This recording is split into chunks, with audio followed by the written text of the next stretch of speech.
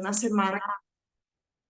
El próximo viernes deberíamos estar teniendo el parcial para reforzar todos los conocimientos teóricos, más la entrega de este viernes, ¿no? Como siempre, viernes día de entrega de entregables de proyecto, miércoles disposiciones, jueves disposiciones y martes de parte teórica. Entonces vamos a iniciar la clase teórica de hoy. Quedamos la vez pasada hasta pruebas de diseño. En este caso vamos a hablar un poquito de las guías y estilos y especificaciones para desarrolladores.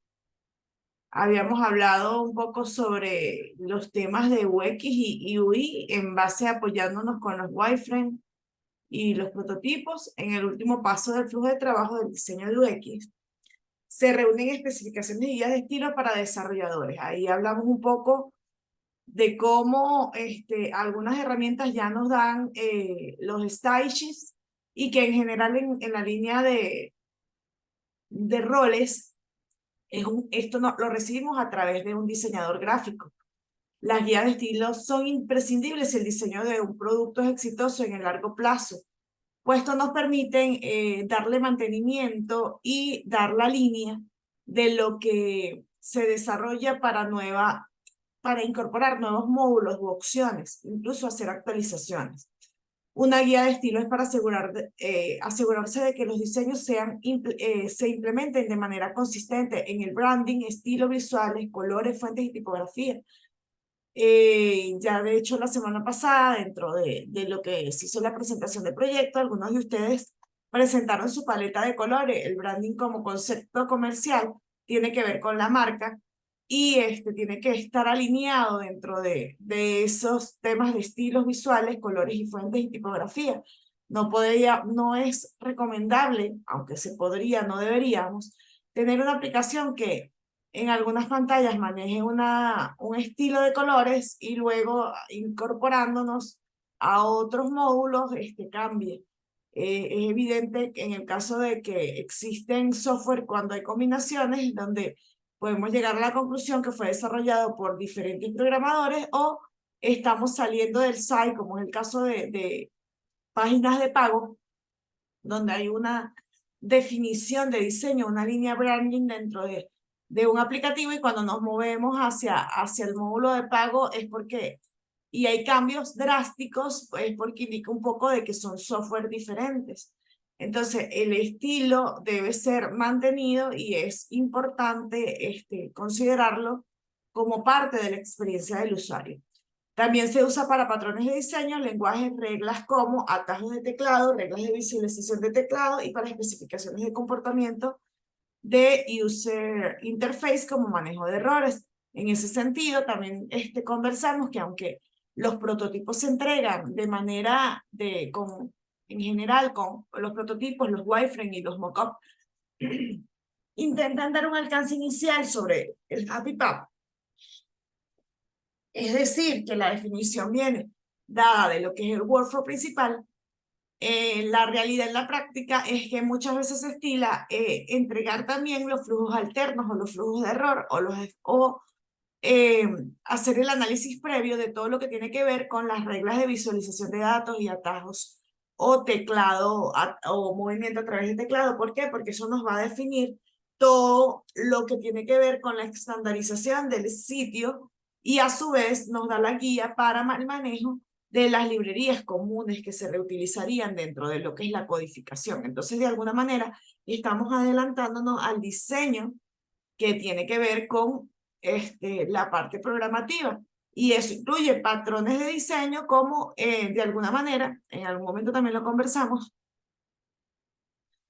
aunque los patrones de diseño están más asociados al desarrollo como tal de los objetos, nos da una guía sobre todo lo que tiene que ver con los patrones de arquitectura, porque no los podemos divorciar de manera definitiva. En este caso tenemos un ejemplo de cómo el entregable desde una guía de estilo y especificaciones para desarrollo recibimos de parte de un diseñador.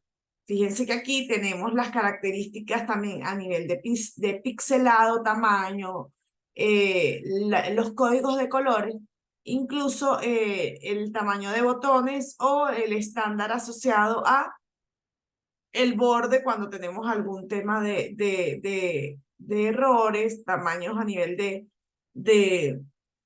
de títulos, cómo se está encuadrando la página a nivel de columnas. Todo esto es lo que deberíamos recibir como resultado dentro de o a posterior de un prediseño de prototipo utilizando InVision, Figma o cualquier otro aplicativo que nos permita manejar un prototipo prefuncional, dado que no está codificado ni integrado con el código, pero nos da toda la línea de diseño del aplicativo. Terminado de crear los wireframes, mockup y prototipos, es el momento perfecto para sentarse y revisar el trabajo de diseño con todos los interesados en el proyecto, desde el cliente que lo financia hasta el programador que implementa el diseño. De hecho, muchas veces esa fase es precisamente para dársela al cliente y darle un primer demo sobre el diseño del producto. Es importante, y lo conversamos también la vez pasada, que dentro del wireframe, muchas veces también, o en la mayoría de los casos, nosotros tenemos que basarnos para definición de los requisitos ya más formalmente, es hacerle preguntas al diseño. Las siguientes 5 preguntas a menudo son simples y fáciles de responder cuando se trabaja solo con diseño y arte conceptual, pero se volverán más difíciles y costosos de resolver una vez que la aplicación se convierte en líneas de códigos reales, por lo que es mejor abordarlas ahora.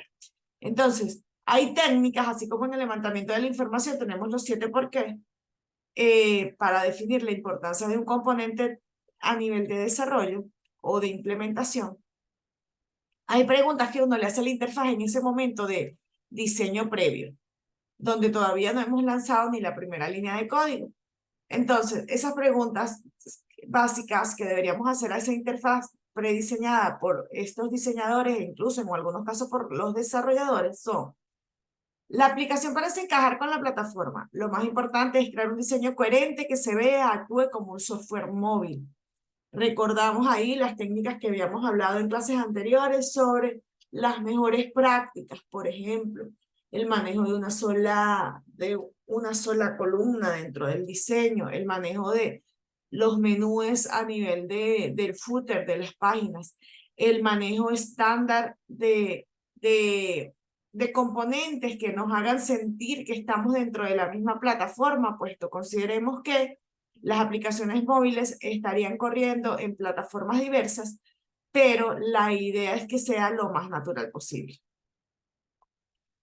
¿Podrán los usuarios utilizar la aplicación sin ayuda? Entonces, la aplicación móvil debe ser capaz de seguir siendo útil mientras están solas, porque el equipo de producción no estaría allí para guiar al usuario en el camino.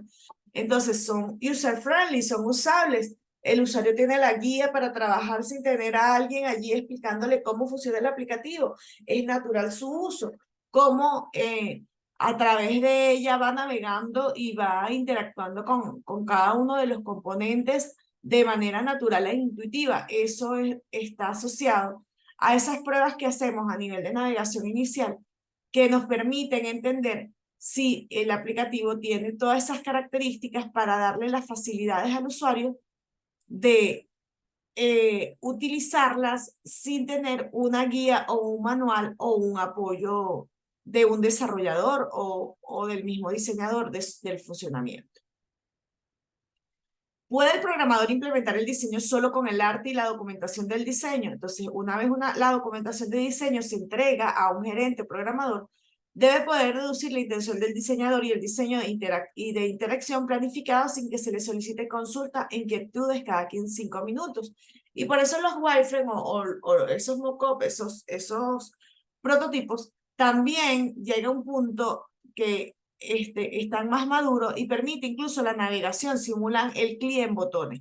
En mi experiencia, les puedo decir que generalmente ayudan muchísimo, nos dan las guías, nos dan los estilos, pero cuando empiezas con el desarrollo y empiezas a hacerle preguntas a esa interfaz, muchas veces como hablábamos la vez anterior, por ejemplo, no tenemos los datos de ciertos que llenan ciertos controles, o el comportamiento cuando hay una combinación de datos específica, o qué sucede si se va la conexión.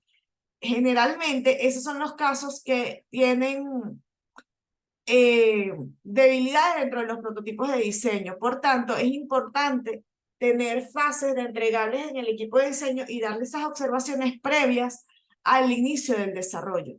Esa definición de los mensajes cuando tengamos algún flujo de conflicto, esa definición del el tipo de tipografía y colores en cada una de las subpáginas, todo ello va a ayudar a que luego de tener el diseño finalizado, sea más sencillo que el programador o el equipo de trabajo entre en el desarrollo sin tener iteraciones que sean molestas y que al final terminen tomando más tiempo de lo planificado. El diseño envejecerá con gracia. Luche por un estilo y marca general que se mantendrá con buen gusto y visualmente atractivo a medida que el sistema operativo o la plataforma cambie con el tiempo. Existen modas. La realidad es que la práctica de diseños móviles también la han existido. La idea de un diseño simple, que sea legible, que sea algo minimalista, ayuda a que en el tiempo sea mantenible. Recuerden que el objetivo de una aplicación móvil es que pueda permanecer en el tiempo. Inicialmente se tienen unos parámetros iniciales, una definición, un scope, un roadmap inicial, pero el objetivo es permanecer en el tiempo. Aunque apliquen upgrade de tecnologías y upgrade de marcas, algunas se tienen que reinventar. La idea es que al inicio la definición sea lo más simple, sencilla y mantenible posible para que pueda permanecer en el tiempo. Por demás, el diseño cumple con los objetivos futuros del proyecto. Es importante considerar cómo podría evolucionar el diseño de una aplicación después de otros 6 o 12 meses de trabajo. Ciertamente no tenemos una bolita mágica que nos lleve al futuro. No obstante, es importante evaluar ya dentro de una fase de diseño finalizada, donde iniciamos el desarrollo, cuáles son las siguientes fases, las macroideas que tenemos al futuro. ¿Por qué? Porque eso nos va a permitir entender si el producto que tenemos va a poder tener un crecimiento dinámico, un mantenimiento válido dentro de lo que son las líneas de desarrollo y, por tanto, rentabilidad. Porque o hacer un rediseño desde cero o reescribir todo el aplicativo generaría retrabajo y recostos. ¿Cuáles son los métodos en base a ello y en base a que tenemos ciertas estandarizaciones y cosas útiles que además de ello son las más comunes dentro de la aplicación, de las aplicaciones móviles? Tenemos métodos comunes de navegación móvil. Cada tipo de aplicación tiene sus propios conjuntos de métodos de navegación que cambiarían la forma que el usuario usa el dispositivo dependiendo de la plataforma en que él esté trabajando. Pero hay también una línea común de controles más comunes que además también nos llevan a ir pensando en las librerías de diseño, en los componentes no solo del CSS, sino de comportamientos. En ese sentido, vamos a ver las más comunes y esos métodos comunes de navegación y cómo podemos ir evaluando esos patrones de diseño y entendiendo cómo operan dentro de nuestra aplicación móvil. Iniciamos con la vista, las views. Son ventanas o áreas de pantalla que contienen varios atributos de interfaz interactiva. Las vistas del sistema son componentes creados por el proveedor del sistema operativo y que contienen una funcionalidad específica a través de la cual el usuario puede realizar una acción. Después de eso, la aplicación presenta más información en la misma vista o transfiere al usuario una vista diferente. Entonces, esa es la primera de estos métodos comunes. Tenemos el caso de esa vista única, de las barras de navegación apilada, en inglés State Navigation Bar, de las vistas de desplazamiento, de la navegación avanzada en búsqueda, el Search Driver Navigation, el controlador modal, Modal Controller, navegación basada en gestos, Gesture Based Navigation y menú lateral, Hamburgers Menu, que hemos hablado de él en anteriores oportunidades, a veces recomendado, en algunas oportunidades tal vez con algunas falencias, pero que es uno de los estándares a nivel de los métodos de navegaciones más comunes, y por supuesto las barras de pestañas, que son los tab bar. Hablemos de vistas únicas.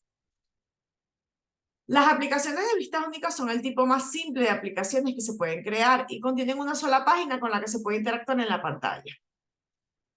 Lo que el usuario ve al abrir la aplicación es todo lo que se obtiene. La mayoría de las calculadoras, cámaras integradas y aplicaciones de utilidad utilizan estas formas de interfaz simple. Entonces, hablemos de ese ejemplo. Las calculadoras, por ejemplo, de Apple, es una aplicación vista única, se enfoca en una tarea simple y específica y logra manera pulida y enfocada. Eso se refiere a que en una sola pantalla tenemos la funcionalidad y no hay más. Tenemos un pequeño teclado donde nos va dando el cálculo, además aquí generalmente nos va colocando, y esto aplica para la mayoría de los dispositivos, no solo para Apple, sino para Android, incluso para el computador, donde en una sola pantalla estamos viendo la funcionalidad. Esto se refiere a una pantalla única, una función única dentro de nuestro aplicativo. Ahí les pido que me vayan escribiendo por el chat otra vista única que se les ocurra, por ejemplo. Y continuamos. A ver, ejemplos de una vista única que se les ocurra. Sigamos viendo. La vista única, debido a su relativa simplicidad, estas aplicaciones a menudo tienen similitudes significativas entre plataforma y tipo de software, puesto no hay que ponerse muy creativo dentro de los detalles de esa interfaz. Los atributos más importantes a los que deben apuntar cuando se crea una aplicación de vista única son la claridad y la organización, porque la ubicación de cada elemento de la interfaz y la forma en que responde son lo de mayor importancia. Entonces, una vista única es un diseño simple de una sola página, donde se tiene un único objetivo que, aunque dentro de esa pantalla tenemos varias subopciones, el objetivo final, por ejemplo, de la calculadora es el cálculo, ¿verdad? Un tema matemática. Aquí, como por ejemplo, tenemos otros casos como la brújula, que nos dice Daniela. ¿Alguien más? Bueno, por allí podríamos tener lo que son aplicaciones como el calendar, aunque nos permite navegar un poquito a diferentes niveles, pero su objetivo es o un timer o un cronómetro. Ah, bueno, ya por aquí lo pusieron, el reloj del cronómetro nos decía Gabriel. Entonces, a eso se refieren las vistas únicas. Es es un desarrollo, es una de las navegaciones más comunes, aunque en línea general en aplicaciones mobile no es la más típica porque tenemos conceptos un poco más complejos. Y a ello se junta lo que es la barra de navegación apilada. En iOS, esta interfaz se denomina barra de navegación y en Android se suele denominar barra de acción. Independientemente de la plataforma, esta pieza de interacción a menudo está anclada en la parte superior de la vista y sigue siendo una figura constante que abarca el ancho de la pantalla. Presenta varias piezas de la interacción en la parte principal de la pantalla y al tocar una te lleva hacia una nueva vista. A medida que lo hace, una pila de navegación es anclada en la parte superior de la pantalla para indicar visualmente al usuario que se ha producido un movimiento en la vista. Veamos un ejemplo. Aparece una flecha en el retorno en la parte superior izquierda de la barra de navegación, lo que nos permite al usuario retroceder en la vista anterior. Entonces, nótese, la barra de navegación apilada lo que hace es, también lo llaman el camino en algunos aplicativos, en algunos casos, en la parte web, son textos que pueden estar dibujando la ruta de donde vienes y son links donde le das clic y te devuelve, y te le das clic y te puedes devolver a toda la ruta anterior. Lo llaman el camino o el path. Y son muy típicas en aplicaciones donde vamos navegando de listados a detalles y a maestro detalles. En este caso tenemos un listado donde en este icono que está por acá podemos devolvernos a la parte anterior.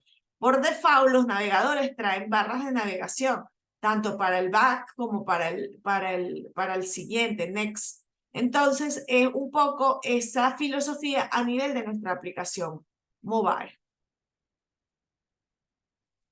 Las barras de navegación es un tipo de integración más común que se ve en los dispositivos móviles hoy en día. Se usa para navegar a través de correos electrónicos, de mensajes de textos y muchas otras aplicaciones.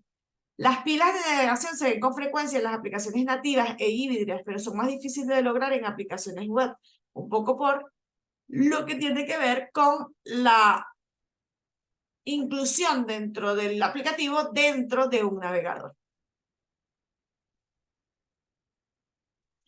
Veamos este ejemplo de navegación hacia adelante y hacia atrás. Aquí estamos en un cantante, Steven Wilson, que tiene varios álbumes y el track como tal es una música particular. Nótese que vamos dando clic a esta lista, este nos muestra el contenido y luego a través de un track nos devolvemos a la lista inicial. ¿Ok? Igual tenemos para devolvernos a la página anterior, como tenemos para devolvernos a la página de arriba. Entonces, estos son ejemplos que estoy segura que cada uno de ustedes ha utilizado en diferentes aplicativos. Esto es hacia adelante y esto nos permite también devolvernos navegación hacia adelante y devolviéndonos a través de las flechitas que en estándar, fíjense que las flechas siempre apuntan hacia el lado izquierdo, ¿ok? Todo lo que es devolvernos, mientras que si nos vamos hacia las vistas hacia adelante, en general, o le damos clic a un contenido o nos movemos con una flechita hacia la derecha. En este caso no lo tenemos en ejemplo, pero sucede cuando, por ejemplo, nos movemos en diferentes canciones y en diferentes contenidos dentro de una aplicación de música.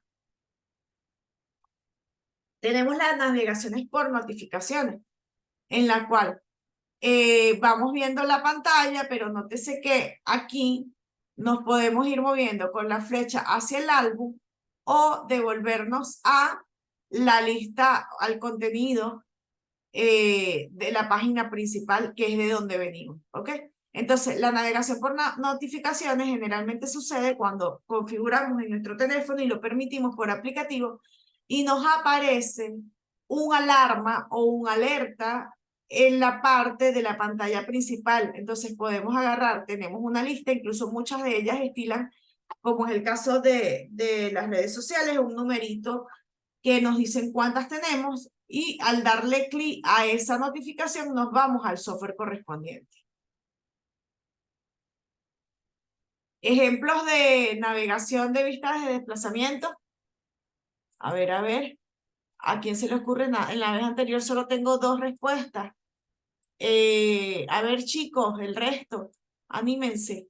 Ejemplos de pantallas de navegación, las que les parezcan, donde han visto este comportamiento de notificaciones hacia atrás y hacia adelante.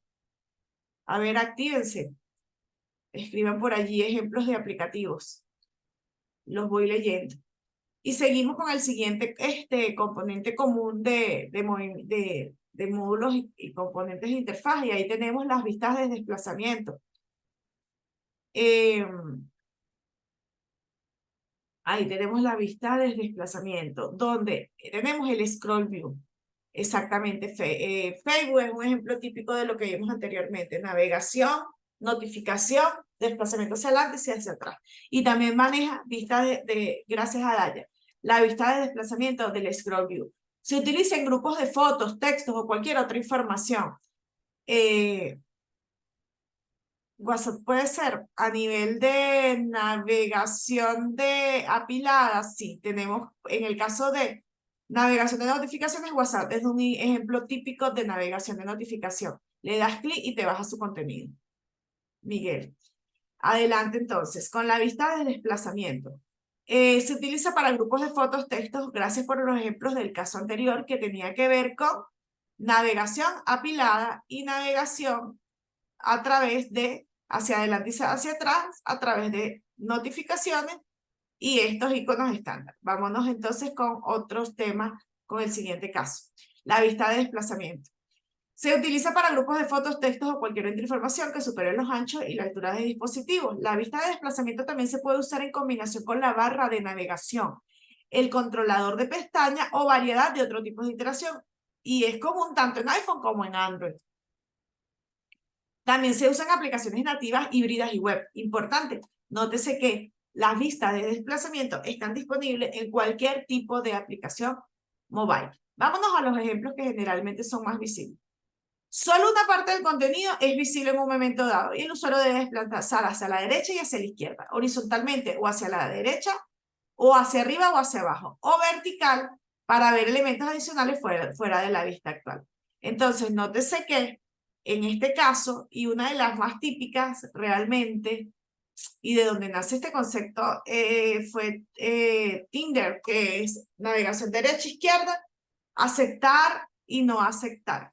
Entonces, esto nos permite, incluso también sabemos, y lo vimos en el wireframe anterior, que los desplazamientos hacia arriba o hacia abajo vienen combinados por una barra de desplazamiento hacia el lado derecho, que también puede estar hacia el lado izquierdo, más típicamente se coloca hacia el lado derecho, y que este tipo de desplazamiento generalmente está acompañado también con un pequeño diseño para darle más información al usuario de que se puede mover hacia la derecha o a la izquierda a través de una flecha bastante sutil hacia los lados de la pantalla. Ejemplos de este tipo de uso: la aplicación del clima de iOS se desplaza horizontalmente en intervalos de ancho fijos para mostrar los pronósticos del tiempo y la información de diferentes ciudades. Aunque esto pareciera una vista simple a primera vista, si nosotros nos movemos y hacemos touch hacia la derecha, esta pantalla nos da más información, detalles sobre el clima. Ejemplos de vistas de desplazamiento derecha-izquierda, vertical-horizontal, chicos, los que no han contestado por allí. ¿Algún ejemplo que se les venga a la mente mientras voy leyendo en paralelo? Continuamos con el contenido. La navegación, vamos con la navegación basada en búsquedas, que es el otro típico tipo de contenido a nivel visual. La navegación basada en búsqueda es un método de interacción que no suele en un método de iteración, por ahí no leo ejemplos aún del caso vistas de desplazamiento, les leo, chicos, les leo. No se me duerman. Ejemplos para que internalicemos en dónde lo hemos visto y tal vez incluso luego de cerrar el contenido, dónde los podemos usar dentro de nuestro aplicativo que vamos a diseñar. Por ahí Miguel nos decía, Instagram tiene desplazamiento vertical. Así es, ese es un ejemplo típico, igual que también el Facebook, o que han mencionado anteriormente. Otros ejemplos, Gmail, Gmail también hace scroll hacia abajo. ¿Ese desplazamiento de Gmail es vertical o horizontal? A ver, vamos a especificar el tipo de desplazamiento. Perfecto, vertical. ¿Por qué? Porque nos movemos con scrollers o nos movemos con touch hacia la derecha, hacia la izquierda. TikTok tiene un vertical y horizontal, ciertamente es así. Y además también TikTok tiene esta navegación basada en búsqueda. Vamos a ver, la mayoría de los aplicativos de las redes los tiene. La navegación basada en búsqueda, que bien que estén todos bien activos y que además tengan bastantes ejemplos de la vida cotidiana y de aplicaciones que utilizan, porque además eso nos vuelve usuarios podemos ser críticos y que además al utilizar el software nos va a permitir que en nuestro propio aplicativo tengamos el entendimiento de la categorización de los tipos de navegaciones más comunes, entre ellas la basada en búsqueda que utilizaremos probablemente. De hecho, me parece que todas las aplicaciones que vimos en los wireframes es así, si recordándolo, todas tienen un buscador. Entonces, ¿cuál es la navegación basada en búsqueda de un método de interacción que no suele considerarse un método que mueve a los usuarios entre vistas? Es esta, la navegación basada en búsqueda. ¿Por qué? Porque la incorporación de funciones de búsqueda ayuda a navegar y a conducir al usuario a través de una aplicación. Se usa comúnmente en iPhone y Android. También se utiliza para las aplicaciones de Windows y se puede implementar sin ocupar muchos espacios de la pantalla porque la barra de búsqueda suele ser pequeña. Veamos un ejemplo. Las búsquedas ayudan al usuario a localizar una palabra específica y una definición en medio de una base de datos de miles. Las navegaciones basadas en búsquedas nos dan una cantidad de datos como por default, basado en los caracteres que se van tipeando. Aquí uno de los temas más comunes dentro de las librerías en mi experiencia, chicos, y que también es importante transmitirla porque bueno, los problemas del pasado pueden repetirse en el futuro. Este es dentro de los controles, en qué momento la búsqueda empieza a ser el scroll del contenido en 3 caracteres, en 5 caracteres. Eh, Además del manejo de los espacios en blancos y caracteres especiales, el manejo de los acentos, las navegaciones basadas en búsqueda presentan esos problemas en estos controles. Esta exquisita de limpiar o de darle con el back al borrado, o temas de cómo se listan o cómo se obtiene la información basada en que viene de una base de datos que puede tener miles de registros. Entonces, ¿cómo vamos haciendo segmentación de la data y cómo trabajamos con índice? Esto que está aquí es un control que además tiene implementaciones diversas y que incluso se han creado manejos específicos para ella. Por ejemplo, existen manejos de índices o aplicaciones como el Jira funcionan a través de manejo de documentos de texto, que hace que la búsqueda sea incluso más rápida que ir por un manejador de base de datos. Entonces, hay componentes técnicos complejos para hacer este manejo. Y por tanto, dentro de las librerías, nosotros debemos evaluar no solo lo que es la parte del diseño, sino lo que es la parte del manejo del contenido y la data que se manejaría en ese control. Entonces, parece muy sencillo, pero la programación de esto tiene varias implicaciones. La búsqueda es una herramienta ideal para implementar la navegación cuando una aplicación contiene una gran cantidad de datos en lo que el usuario puede tener un interés, especialmente si es probable que el usuario tenga una idea sólida de qué datos va a buscar. Los diseñadores también pueden usar la búsqueda por voz de una manera similar a la que Apple ha integrado en Siri, o un diseñador puede hacerlo simple y usar una búsqueda más estándar basada en texto. Incluso recuerden, por ejemplo, en el navegador de Google tenemos un buscador simple y esto funciona en segundos, pero por detrás tiene un montón de servidores. Y tiene también el icono acá similar a lo que es un traductor, que es un microfonillo que nos permite, un micrófono que nos permite hacer la búsqueda utilizando voz. Entonces cada vez son más complejos los controles que se pueden utilizar a través de un solo input basado en búsqueda. Ejemplos, otros tipos de ejemplos. Aquí tenemos una búsqueda donde al final tenemos un listado ya precargado y de esa lista entonces aparece el filtro solo lo que coincide con los caracteres que se están colocando aquí. ¿Qué pasa en estos casos? También podemos tener N páginas, entonces el buscador podría funcionar solo haciendo la búsqueda de lo que tenemos en la página actual y luego que le des clic a la paginación y te muevas en página. Es decir, si este contenido está muy lejos en la página 1000, no va a aparecer, pero eso no termina siendo no muy útil para el usuario. Entonces, por tanto, es súper importante que esta definición de ese control se haga de manera temprana. Ejemplos, y aquí aunque estamos hablando de la interfaz, quería adelantar o hacerles ver lo importante como de esta navegación basada en búsqueda y lo que son la parte funcional del control para que lo consideren dentro de sus desarrollos posteriores, pues todos tienen este tipo de control dentro de sus aplicativos a desarrollar. Pero también lo hemos visto funcionando en muchos aplicativos. A ver, chicos, el momento.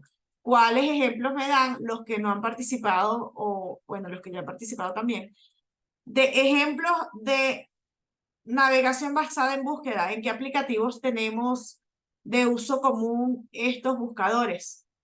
Y me parece que ya incluso todos los mencionados lo tienen. Uno nuevo, que lo puedan escribir por allí, por el chat, para ver si han interactuado con él y cuál es el comportamiento. Ejemplos, les leo. Aquí tenemos el de Farmatodo, muy bien, Gabriel. La aplicación de configuración del teléfono también es así. De hecho, por default, tenemos en los aplicativos de teléfono, nos permite buscar en los software en una barrita inicial, tanto para Android como para iOS y Windows, para buscar software del propio teléfono. Les sigo leyendo, si a alguien más se le ocurre algún site de navegación basada en búsqueda. El YouTube también, excelente, excelente. Y además se tiene un solo input y tiene los controles de grabado, de borrado. Y te aparecen los más populares también. El Google, evidentemente, que es uno de donde nace la idea. Google ha evolucionado y además por detrás no tienen idea de, bueno, tal vez sí la tengan, de la cantidad de servidores que nos da Google para esas búsquedas, para lograr esas búsquedas en milisegundos. Seguimos leyendo, si siguen escribiendo por allí otros ejemplos de búsqueda avanzada y seguimos con el siguiente control. Control modal. Los controles modales se usan, los controles modales se usan cuando una aplicación obliga al usuario a tomar decisiones de elección o interacción específicamente antes de pasar a una vista adicional o ver más información. Una configuración modal puede contener varias vistas específicas o múltiples controles dentro de ella, pero siempre se ve como una especie de interjección en el flujo de aplicación típico, lo que más ayuda a enfocar al usuario en la tarea en cuestión. Una vista de interfaz modal obliga al usuario a realizar una elección específica para continuar. Veámoslos en ejemplo. Fíjense, esta es una vista modal que requiere que el usuario ingrese un stop acá o cancele para continuar. Entonces, nótese que a diferencia del control que vimos anteriormente, esta que está acá tiene la búsqueda y tiene un botón de cancel, tiene un texto que indica qué es lo que se pretende hacer. Aquí tenemos otro ejemplo que dice el de Twitter, que busca por tweet y por username. Exacto, además tenemos controles que hacen búsquedas, así como lo vimos el control anterior, que hacen búsquedas no solo de un campo, sino de varios dentro de la pantalla. Aquí, por ejemplo, estamos viéndonos con el nombre del aplicativo, pero lo mismo sucede si colocamos un sitio San Paulo, ubicación, probablemente este buscador puede funcionar. Es una multibúsqueda, no solo sobre un solo campo de base de datos, si lo bajamos a desarrollo e implementación, sino sobre varios, es decir, y además un OR, ¿por qué? Porque busca por este, OR busca por este. Entonces son búsquedas una búsqueda simple, pero que requiere a nivel de lógica un poco más de complejidad. Los usuarios no tienen otras opciones, por lo tanto, esta visión es modal. Entonces, aquí hace una búsqueda.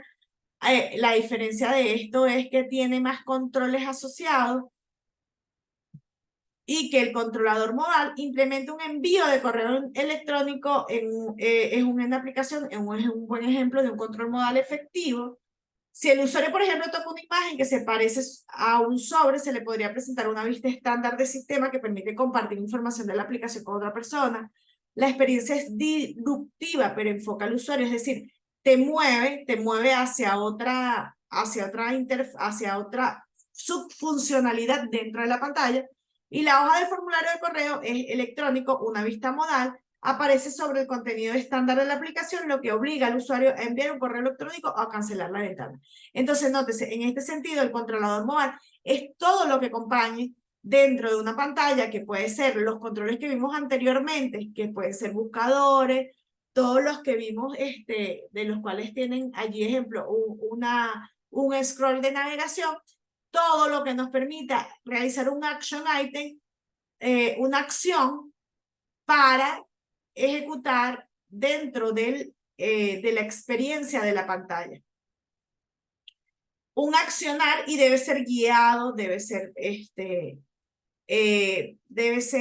explícito, debe ser natural para el uso del usuario. Entonces aquí tenemos varios ejemplos, como es el caso muy típico de lo que es el correo electrónico. También, por ejemplo, en la página de Contáctenos, por ejemplo, de los proyectos que ustedes están por desarrollar, y típica dentro de lo que es el Contáctenos empresarial, tenemos el icono de email, el icono de teléfono que nos permite incluso llamar, el icono cuando vemos el icono de ubicación, también generalmente nos lleva al mapa. Entonces hay iconos que también nos hablan sobre hablan por sí mismos en la interfaz y nos llevan a estos controladores modales. Ejemplos de controladores modales, chicos, que veamos en ciertos aplicativos, además del email y los ya mencionados del Contáctanos, les leo mientras continúo con el siguiente tipo de navegación común, que es la basada en gestos. A ver, leo las respuestas de un controlador modal. Está claro el concepto, está claro dónde se utiliza. En este caso teníamos un ejemplo de un botoncito dentro de un buscador. Hemos hablado de los controladores de correo o hojas de formulario. Ejemplos. Eso me ayuda a entender de que todos estamos claros en cuál es un controlador modal. Y que en los ejemplos que se dieron ustedes pueden sumar otros. Les leo. Por favor, por favor. Un ejemplo. Voy continuando mientras. Están ahí, están ahí. Vamos entonces, seguimos. Y esperando ejemplos de controladores modales.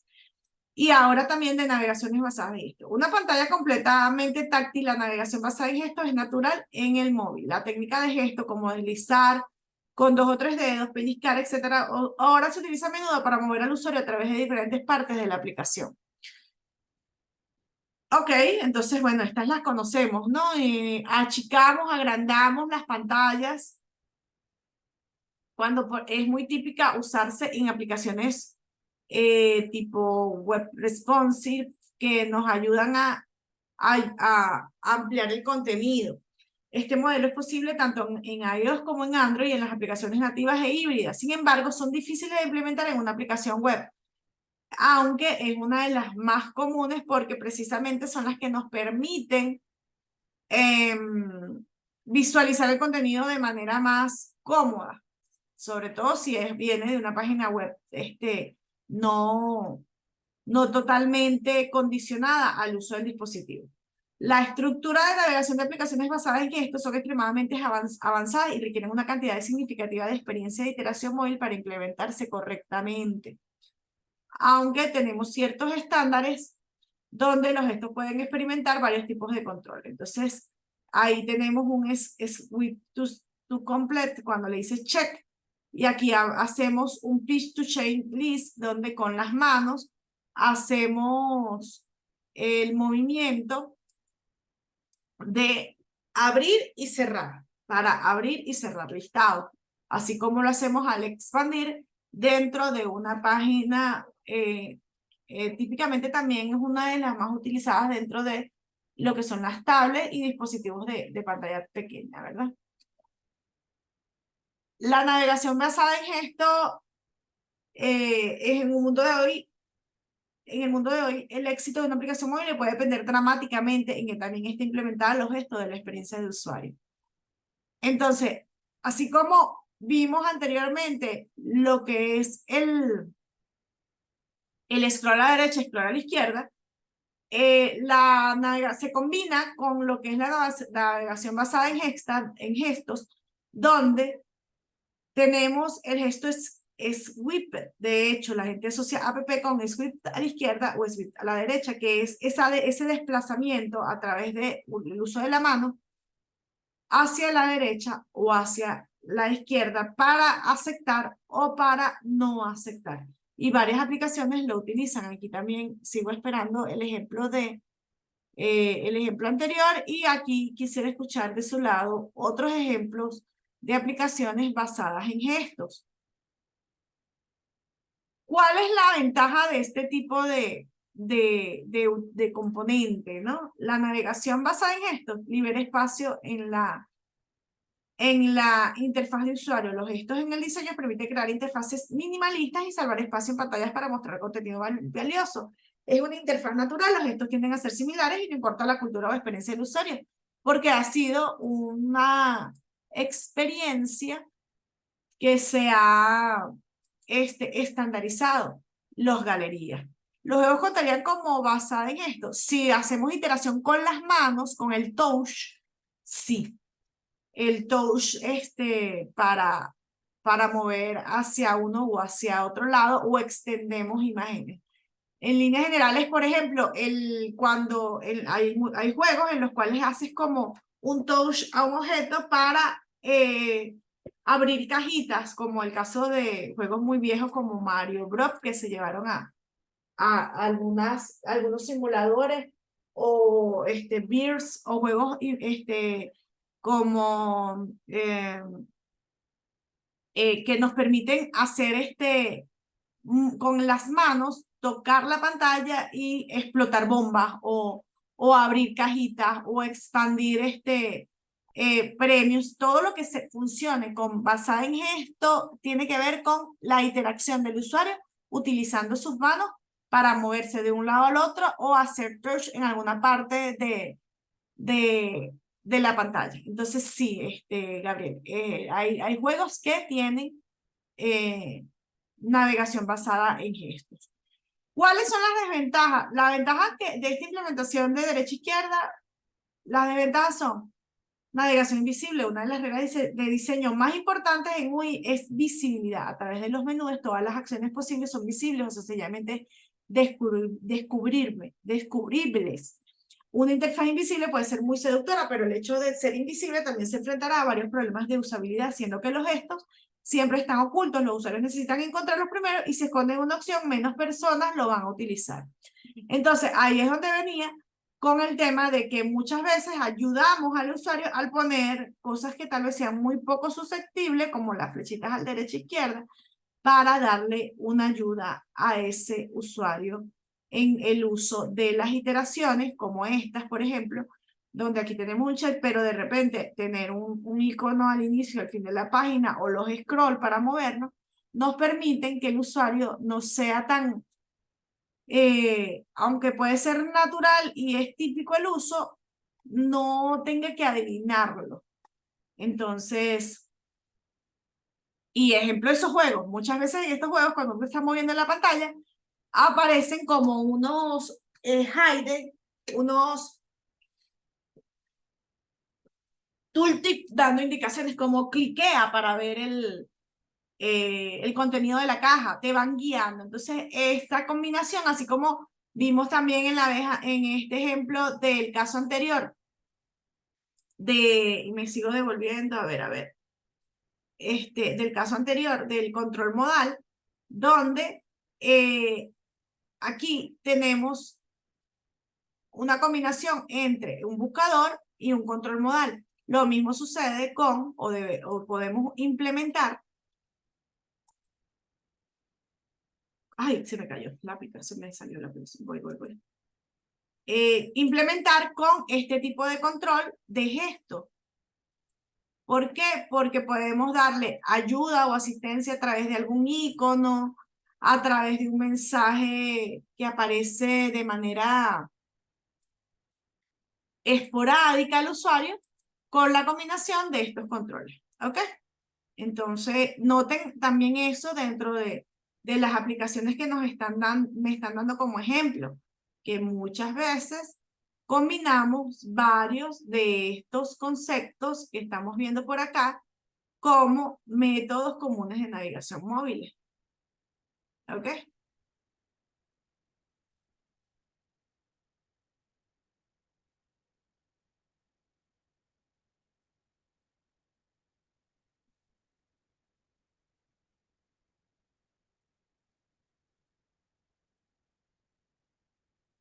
Preguntas hasta aquí, no hay manitos levantadas, veo que hay bastantes ejemplos, así que estemos en desventaja, y esa es una de las desventajas. Si no mostramos todo el contenido o señales para que el usuario se guíe, entonces puede presentarse ciertos inconvenientes, pero eso lo solucionamos combinando algunos de esos métodos de navegación. ¿Qué otra desventaja tiene? Bueno, agrega esfuerzo al usuario. Si bien la mayoría de los gestos son naturales, algunos de ellos no son simples de aprender o recordar. Cuando diseñamos una navegación basada en gestos, debemos considerar que cada vez quitamos algo de la interfaz, la curva de aprendizaje de la aplicación, que cada vez que quitamos algo de la interfaz, la curva de aprendizaje de la aplicación se incrementa, y sin una buena pista visual, que es lo que acabamos de decir, combinándolo con pistas, el usuario puede sentirse confundido sobre cómo interactuar con la aplicación. Vale acotar también que también depende mucho de nuestro target. De repente, si el usuario tiene un target de persona joven con mucha tecnología alrededor, es diferente a una persona tercera edad o con discapacidad. Entonces, es importante para hacer el diseño de navegación basado en esto, cuando lo utilicemos, hacer las consideraciones pertinentes de nuestro target. A la navegación basada en esto, a la hora de diseñar este tipo de interacciones, asegúrate que no estás enseñándole a tu usuario una forma radicalmente nueva de interactuar con una interfaz. Usa la rueda ya está invertida y diseña una experiencia familiar. Aprende primeramente los gestos disponibles en el mundo móvil y luego utilízalo a tu favor. Y por ello insisto a veces dentro de las clases en ejemplos desde el lado de ustedes como usuarios, porque es importante que interactuemos con aplicativos los más comunes, los más típicos, que investiguemos, que evaluemos aplicaciones similares para obtener ideas que sean reutilizables, ¿ok? Vámonos con la navegación basada en esta, que por ejemplo, si diseñas un cliente de email, puedes usar el gesto sweep sobre una celda, ya que es un gesto muy común para los usuarios de este tipo. Entonces, es lo mismo, vemos a la derecha o a la izquierda, y fíjense que aquí tenemos como la ayudita de una flechita y también tenemos la navegación, una flechita. Esas flechitas siempre nos ayudan a que el usuario comprenda un poco hacia dónde va. Fíjense que hay un ejemplo de juegos. Un descubrimiento progresivo con una pequeña pista visual para enseñar a la gente a interactuar con tu interfaz. Entonces, nótese aquí cómo aparece una manito que hace clic para ayudar al usuario. Un Pudding Monster es una mano animada para representar un nuevo escenario a los usuarios. O también tooltips, como les decía, o flechitas que te ponen flechitas para que tú sepas hacia dónde debes dar clic o hacia dónde va el juego. Vámonos con los menús laterales. El espacio en la pantalla, bueno, aquí hay claridad, manitos hacia arriba, todos estamos claros en estos controles que hemos visto hasta ahora. A ver, un OK, vamos a darle un OK a las manitos, estamos todos OK. Ahí nos falta María Fernanda, Laura, perfecto. OK, hasta ahora todos claros. María Fernanda, ¿alguna inquietud? OK, entonces todos hemos visto los controles con los cuales interactuar, los controles de que deberíamos estar implementando de alguna manera en nuestro proyecto de aplicaciones móviles, controles que hemos predefinido en nuestros wireframe del entregable anterior, controles en los cuales interactuamos con muchas aplicaciones que ya me han dado ejemplo. Vámonos con el menú lateral, otro ejemplo de navegación típica. El espacio en la pantalla es mercancía valiosa, sobre todo cuando consideramos que los dispositivos tienen una disposición en espacio bastante limitada. En un móvil y el menú lateral o hamburguesa menú es uno de los patrones más comunes para ahorrar espacio. Este menú nos permite ocultar la navegación en el borde izquierdo de la pantalla y se muestra solo luego de una acción en el del usuario. Puede ser particularmente útil si queremos que el usuario se concentre en el contenido principal. En su estado por defecto, el menú lateral y todos sus contenidos permanecen escondidos. Vamos a ver un ejemplo.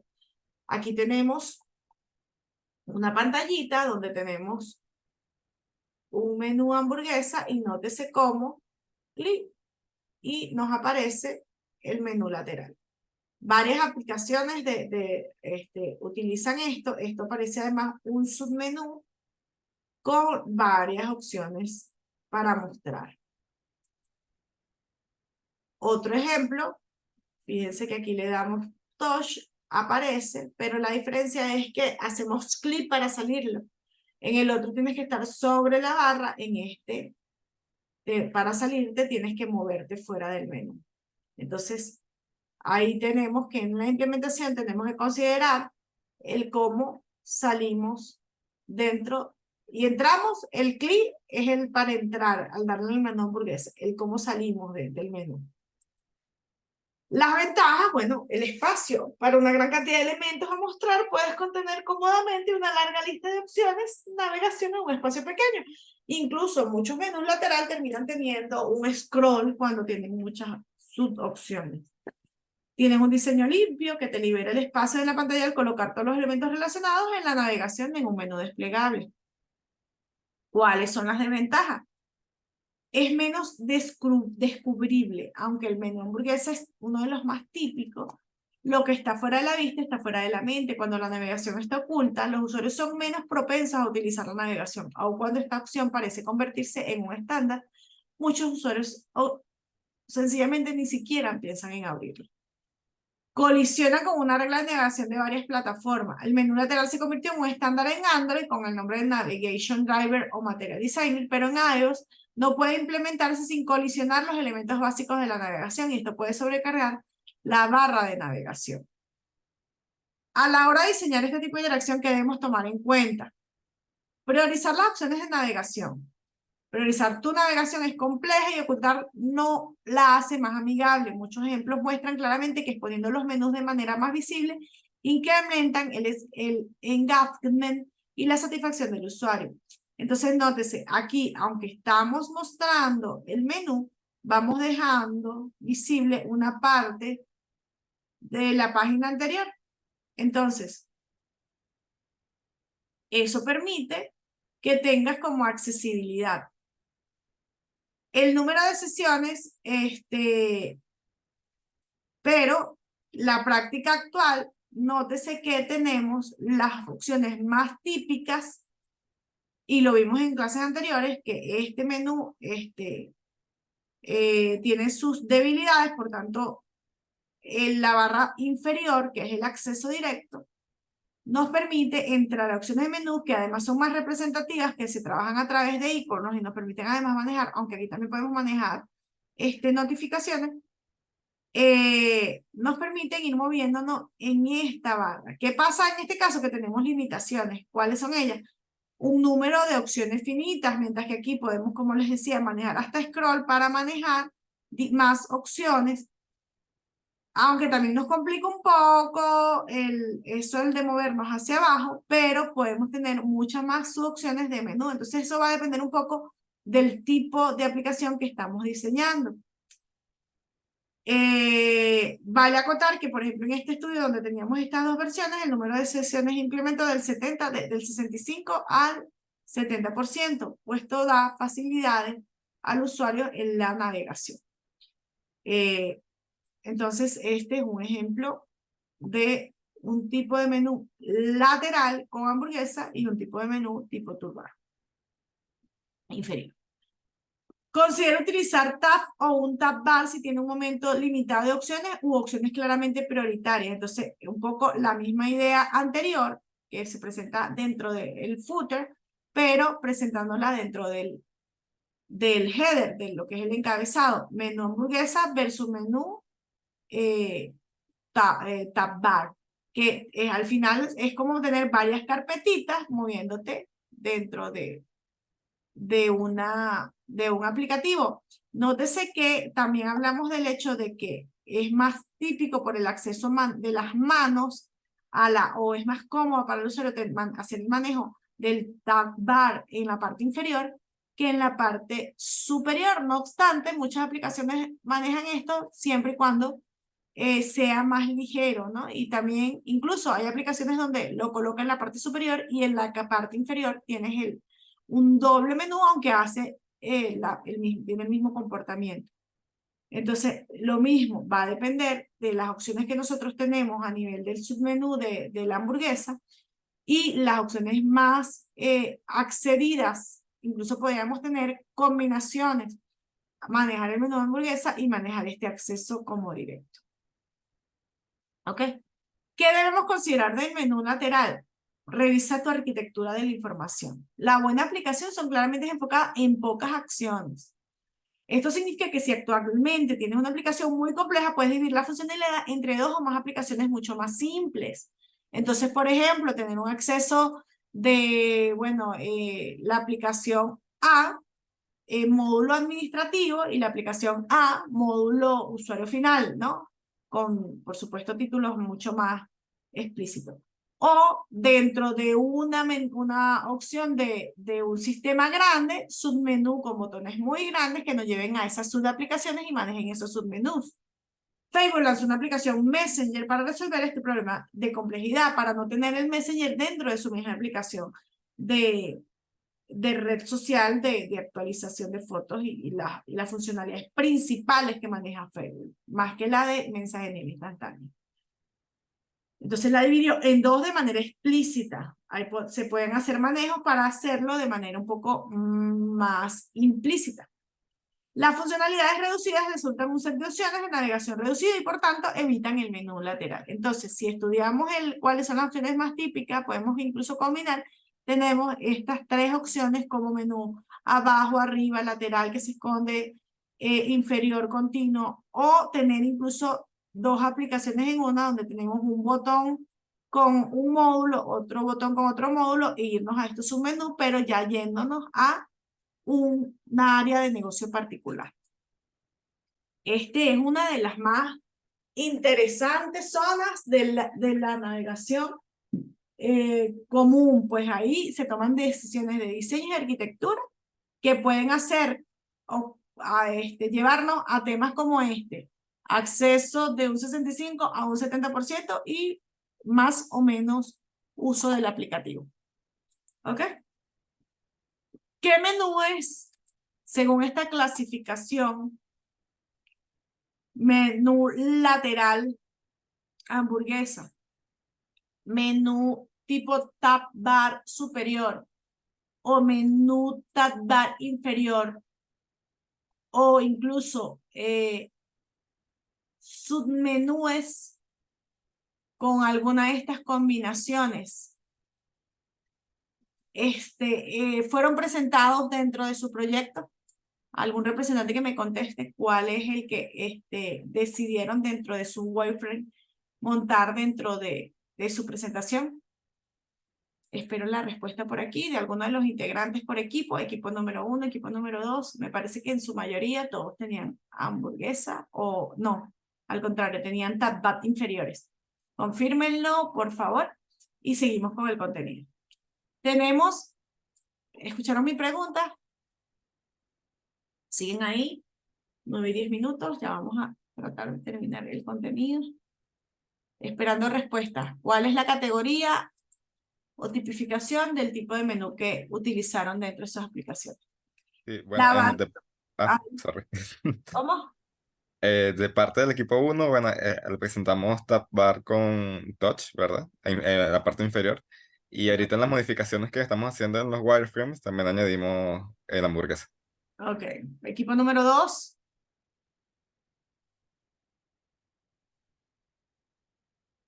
El tab es barra de pestaña, lo vamos a ver más a profundidad. Equipo número 2, ¿cuál es su menú dentro de su diseño de arquitectura de información? Tengo representantes del equipo número 2, me lo escriben. Representante número 3. Sí, nosotros también tenemos top bar inferior y hamburguesa. Ok.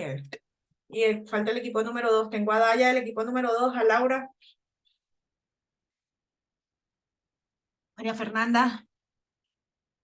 Les leo por allí. Vamos a continuar entonces ya tienen entonces categorizado su tipo de menú de navegación. En la barra de pestañas se usan estilos cuando hay 3 o 4 visitas diferentes que contendrán todas las funcionalidades, 3 o 4 vistas diferentes que contendrán todas las funcionalidades de la aplicación. En esta vista, abrir una pestaña o usar un ligero movimiento de la izquierda o la derecha se usa para cambiar la vista de contenido principal en la pantalla. En iOS, las controladores de vista segmentada también pueden cumplir una función similar, aunque el control segmentado generalmente solo se aplica para cambiar entre 2 o 3 tipos de diferentes vistas. El tab bar no requiere ocultar las opciones, permite acceso directo y da feedback en el icono relacionado. Entonces, en este tipo de diseño necesitamos contar con 2 iconos al menos. Uno donde estamos en el modo active, estamos activos en el seleccionado, y otro donde estamos fuera del menú. Generalmente el típico que se utiliza para ello son los colores grises como más opacos, y el color corporativo o el color de nuestro branding como el color cuando estamos con foco en el icono. Usualmente contienen pocas opciones de importancia similar que requieren acceso directo desde cualquier parte de la aplicación. En general, nunca llega a acceder más de 5 opciones, típico entre 3 y 4. Un ejemplo del load Club o Music de iOS y Club de Android. Fíjense que aquí tenemos 5 opciones donde nos vamos moviendo y funciona similar en Android y iOS, lo que es el tema de el reloj. En el tab de Twitter permite a los usuarios navegar directamente las pantallas asociadas con los iconos, ¿no? Aquí tenemos el home, notificaciones, mensajes y sobre mí que tiene que ver con mi perfil. Y fíjense que aquí también tenemos otro paralelo donde tenemos a nivel de texto una barra que también funciona de manera similar, una barra de pestañas. Este está con iconos y este está con textos. Además que también es importante mencionar que ambas aplican. La barra de pestañas, la ventaja es que comunica de manera rápida y sencilla la posición actual del usuario con pistas visuales correctamente utilizadas, iconos, etiquetas, colores, no es necesario ninguna explicación extra. Aunque en mi experiencia siempre es recomendable poner algo de texto al icono, o al menos cuando esté parado sobre el icono poner un texto que indique qué es. A veces es, por ejemplo, se puede interpretar de que es implícito que si yo tengo una lupa es un buscador, pero muchas veces el usuario no siempre tiene ese conocimiento. Entonces, ahí siempre les recomiendo a nivel de ventajas que son tan explícitos, evaluar si tenemos espacio para el label o al menos colocarlo o algún indicador cuando estemos sobre él. Nótese acá, como decía, que también manejamos otros temas como las notificaciones y los colores que resaltan basado en dónde estoy ubicado. La paleta de colores también es importante en este caso porque si usamos colores muy similares o los bordes también son otro de los típicos usados en diseño, nos permiten diferenciar el espacio. ¿Por qué? Porque si no lo hacemos, entonces yo doy clic aquí, no estoy muy seguro hacia qué opción me voy. Y si los colores son muy similares, no sé cuál es la que está activa. Las ventajas del Talbar persisten. Muestra todas las opciones de navegación en toda la pantalla todo el tiempo. El usuario tiene una clara visibilidad de todas las secciones y un acceso rápido a ellos. El acceso rápido. ¿Cuáles son las desventajas? Número limitado de opciones es la principal. Si tu aplicación tiene más de 5 opciones, sería muy difícil acomodarlas en un navigation bar, respetando el tamaño óptimo del objeto de toque. Recuerden que hablamos de 4x4, ¿verdad? Tipo camioneta, pero en este caso estamos hablando de los píxeles que se recomiendan y del espacio que se recomienda para poder, porque al final hay usuarios con pulgares muy grandes, con dedos muy grandes y eso complica el acceso al menú. No usar más de 5 opciones en un tal bar es lo recomendable. Fíjense que yo hablaba de hasta 6, pero hasta 5 es el límite. Sin embargo, hay casos en que funciona 6 dependiendo del tipo de iconos. No obstante, no es lo más efectivo y lo más óptimo. Las barras de pestaña tienen como desventaja que las diferentes posiciones ilógicas en iOS y en Android. Las plataformas tienen diferentes reglas y guías relacionadas a la UI y usabilidad que debemos considerar cuando diseñamos el tal bar para cada una de ellas. En el caso de los proyectos, ambos van a correr en ambas plataformas. No esperaría en Windows, pero en iOS o Android en la fase número 1. Equipo número 1, equipo número 2 me escribe por aquí, creo que lo conversamos y pensaban en la mayoría de los casos tenerle las dos y algunos solo foco Android, pero confirmen por aquí, porque esto es uno de las cosas y aspectos que hay que estudiar. Esto puede aparecer arriba comúnmente en Android o al final de la pantalla continuamente en iOS. Incluso en Android muchas app utilizan la barra del fondo de la pantalla para mostrar acciones. Una correcta localización y lógica de este patrón ayuda a mantener una experiencia consistente con otras aplicaciones de la plataforma y prevenir confusiones entre acciones y navegación. Ajá, no he leído qué plataforma van a correr los aplicativos que están desarrollando. Escríbanmelo por aquí. Yo lo sé porque por ahí lo he leído, pero quiero que lo confirmemos. ¿Ok? Vamos por la página 55 y fíjense la barra de pestañas. Aquí tenemos Android que en general lo maneja hacia arriba y en iOS hacia abajo, pero como estándar de la plataforma. No obstante, al final nosotros le podemos dar el toque al aplicativo y manejar una estandarización. Pero lo más deseable es que sea muy native para que el usuario se sienta la experiencia de no cambiar de entorno. Haz los objetivos que toquen lo suficiente, haz los objetivos del toque lo suficientemente grandes, los elementos a tocar deben ser suficientemente grandes para que sean cómodamente tocados o cliqueados. Hablamos un poco de eso. El equipo 3 tenemos pensado Android y iOS, pero nos centraremos más en Android porque es muy engorroso debuguear para iOS sin una Mac, es así. Ok, ese equipo 3, equipo número 2, equipo 1 solo Android, equipo 2 no me ha contestado ni lo del menú ni lo de nuestro sistema operativo. Adaya, por favor me escriben por ahí las dos preguntas, o las respuestas a las dos preguntas. Menú usado en proyecto y plataforma en la que se desplegará. Equipo 2. ¿No me escuchó? ¿Están allí? Mi equipo 2, no sé por qué. Ok. Entonces, nótese bien que lo que les decía, 4x4, el espacio, ajá, equipo 2 Android, y qué menú es el que están utilizando utilizaron dentro de los wireframes, ya lo identificamos. Teoría versus práctica. Ok. La mayoría de los usuarios se sienten cómodos y confiados a la hora de tocar un objeto de 10 milímetros por 10 centímetros. Ojo, una moneda, un botoncito, ¿verdad? En pixelada, ¿no? Lo vimos también. 4x4x4. Tus iconos deben ser también testeados en usabilidad. Usar la regla de 5 segundos. Si le toma más de 5 segundos en pensar en un icono apropiado para algo, claramente el mismo no será efectivo en representar esa tarea o funcionalidad. Siempre usar iconos acompañados con etiquetas, siendo que no existe un uso estándar. Para la mayoría de los iconos, los test labels son necesarios para comunicar significado y reducir ambigüedad, lo que hablábamos un poquito con anterioridad. Los usuarios deben comprender exactamente qué ocurrirá si tocan ese elemento. Utiliza test label para proveer descripciones cortas y con significado en la parte inferior de los iconos de navegación. Incluso podrías hasta combinarlo con los tooltips, pero lo importante es dar información al usuario en la interfaz. ¿Qué voy a hacer? ¿Qué es lo que va a pasar? Es sabio adoptar la interacción menos intrusiva, con bastante frecuencia, menos es más, y lo mejor es una interfaz que permita que el contenido esté al frente y al centro del usuario. En la mayoría de las situaciones, la barra de navegación o barra de pestañas son herramientas a usar, ya que permiten que el usuario reciba una gran cantidad de contenido en la vista, pero también permite saltar si es necesario aprender más sobre un tema específico. Es decir, ir navegando hacia abajo, digamos.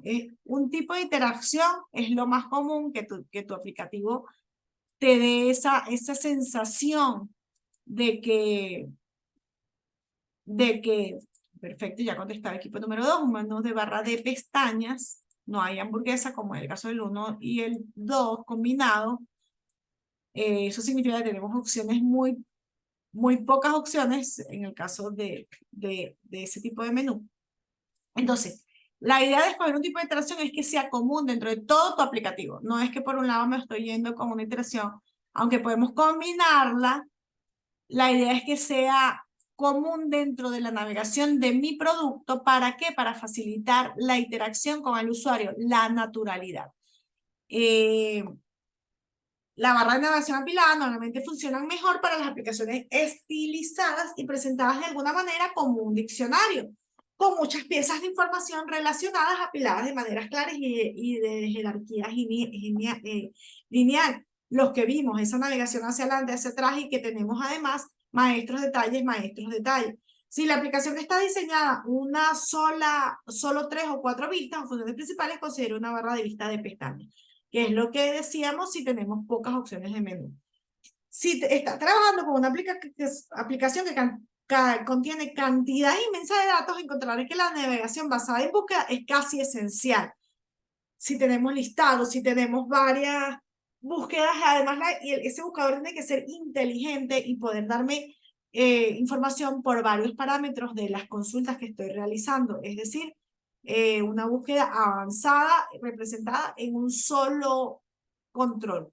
Aunque usar la vista de desplazamiento a una de las pestañas puede dar la impresión de ser más nativo y esperado para los usuarios, una función de búsqueda será la mejor manera para ayudar a identificar la información deseada lo más rápido posible. Y eso va a depender de en qué contenido estoy tratando de buscar, el volumen del contenido y qué ayuda le quiero dar al usuario y el conocimiento de ese usuario sobre ese contenido.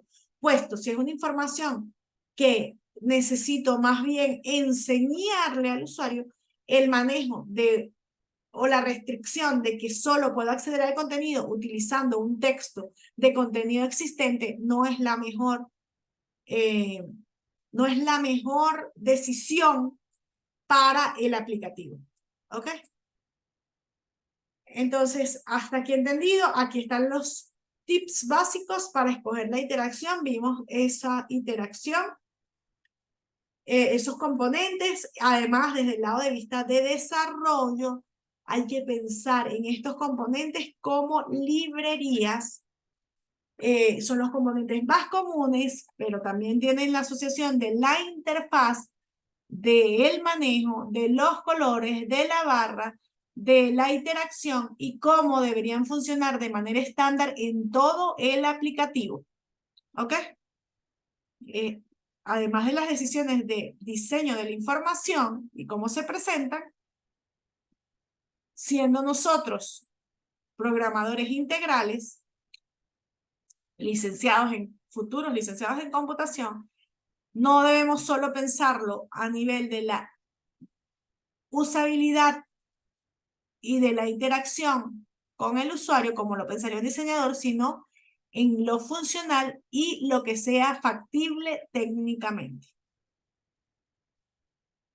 ¿Cómo minimizamos la fricción de la interfaz? Ahora bien, hemos conversado sobre lo que son las fases de prueba. Hemos conversado de lo que es la certificación internacional de ICSTQB y cómo en algún momento eso frustró mis ideas cuando nos decían que puedes disminuir al máximo o tratar de disminuir al máximo los errores que se presenten en un aplicativo, pero siempre van a existir un porcentaje mínimo es lo que necesitas buscar, pero siempre va a haber un caso particular donde el aplicativo pueda fallar y hay que resguardarse contra ello. Si se va la luz, si se le acaba la batería al celular, si nos cae un virus, si nos hackean y la base de datos se muere. Pueden existir un montón de razones extremas para que un aplicativo pueda fallar. Es decir, tenemos que garantizar la calidad de nuestro producto en el mayor nivel posible. Hay diferentes niveles de prueba, desde pruebas unitarias hasta programar con TDD para primero pensar en la prueba y luego en el desarrollo, hasta pasar por pruebas integrales, pruebas de módulos, pruebas de usuario, pruebas de prototipo. Una cantidad impresionante de niveles de pruebas. Pruebas de integración, pruebas beta, pruebas alfa. Pero debemos pensar en cómo esas pruebas nos llevan a minimizar la fricción de la interfaz. Minimizarla, no eliminarla, porque incluso en un volumen de usuarios, algunos van a estar muy felices con la aplicación, va a ser una aplicación que funciona maravillosa, que le pongo un 100% en usabilidad, y otros van a tener quejas. En ese sentido, ¿cuáles son los tips para tratar de minimizar esa fricción? Asumiendo esa hipótesis y esa realidad de que en algún momento tendremos usuarios descontentos, pero nuestro trabajo es trabajar en que sea la mayoría sea usuarios contentos, satisfechos con el producto y con una gran calidad dentro de nuestro producto. La fricción se usa para explicar cualquier escenario en el que el usuario pueda ser detenido o impedido en una aplicación.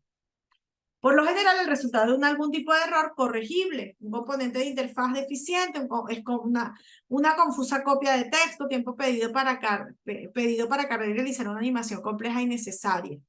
Entonces, hay situaciones que hacen que el usuario se incomode, se molesta y existe fricción, como wow, y tenemos conclusiones como esta aplicación no funciona, aunque no sea el típico convertimiento. Entonces, ¿cómo hacemos para que eso no suceda o minimizarlo?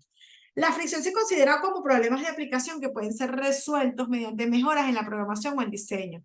El término no se refiere a problemas inevitables o sin solución.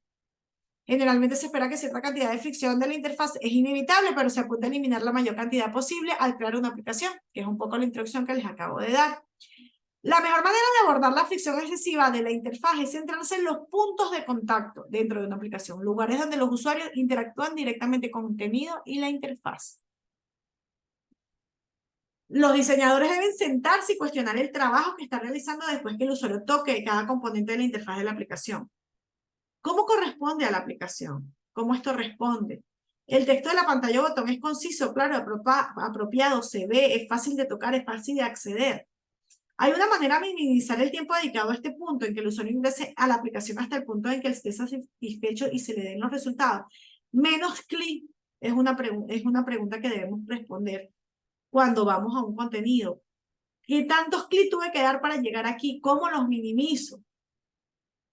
Estas preguntas para que los diseñadores se hagan todo el camino desde la maqueta inicial hasta la versión general. Y no solo el maquetador, no solo el diseñador, nosotros como programador podemos dar recomendaciones al respecto. Esta también es la oportunidad para hablar con usuarios potenciales y ver cómo responden durante las pruebas beta. A considerar cómo interactúan los usuarios con nuestra aplicación, especialmente cómo responden a diferentes puntos de contacto. No olviden considerar un usuario con distintos niveles de comprensión del idioma. Examinen los iconos que plantean usar y el texto que se usará para los autores de tutoriales. El tema no es que no falle, es que ayude al usuario cuando falle.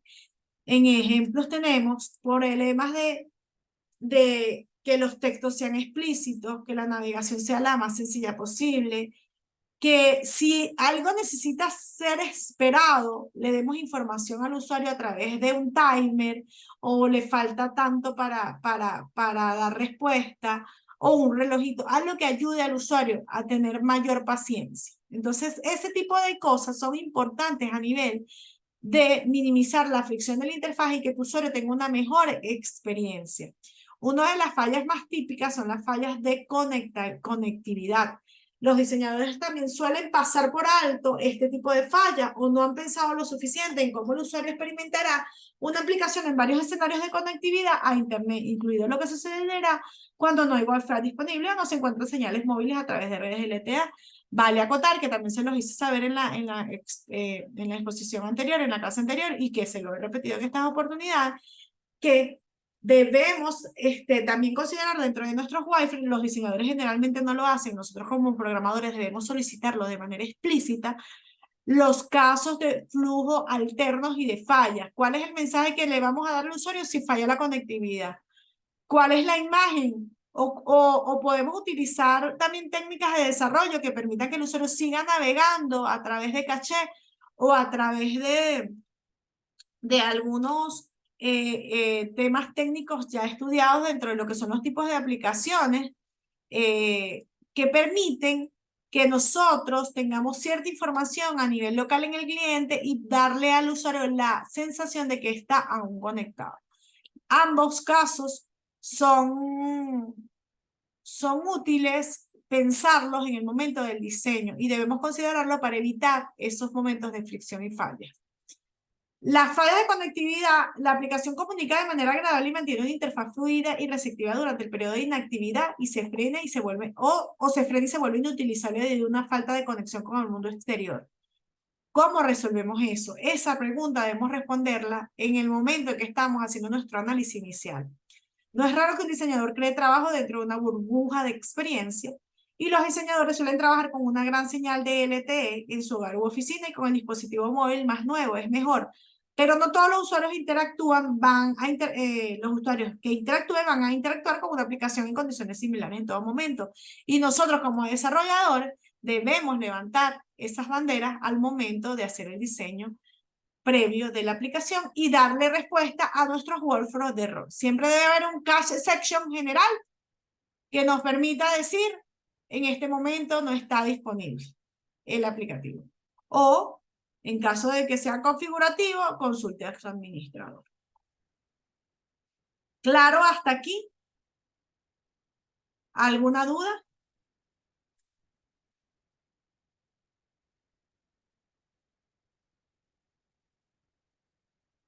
¿Alguna pregunta? Voy a cerrar por aquí la conversación para cerrar nuestros 5 minutos, como es costumbre, de interacción. Voy a cerrar Bueno, por aquí les voy a dejar las referencias de este capítulo. Capítulo 4 y 5, el capítulo 7, de dónde estamos obteniendo los documentos. Todo esto está en Drive. Recuerden que ya esto se compartió, aunque todavía me falta hacer configuraciones en el aula virtual. Ya los libros están disponibles. Y bueno, aquí hay algunas páginas que también ahorita me voy a encargar de subir las presentaciones, en las cuales pueden encontrar alguna documentación sobre estos temas. Sin más, entonces hasta la próxima. Voy a cerrar la grabación, aunque como dije,